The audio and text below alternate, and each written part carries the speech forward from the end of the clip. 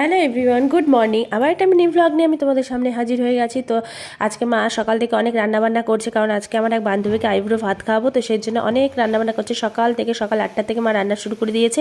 তো চিংড়ি মাছটা ভেবেছিলাম আমি করব, তো কিন্তু তারপরে বনি বললো যে না, বনি করে দেবে। সেই জন্য বনি এখন এই চিংড়ি মাছটা করছে।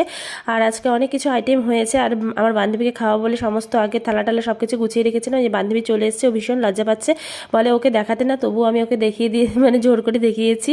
আর যে ও খেতে বসে গেছে এখন। আর আমরা এই সন্ধ্যাবেলা রেডি হয়ে গেছি, আজকে মনাদা বাড়িতে নেমন্তন্ন আছে, মানে রাতের খাবারটা ওখানেই খাবো।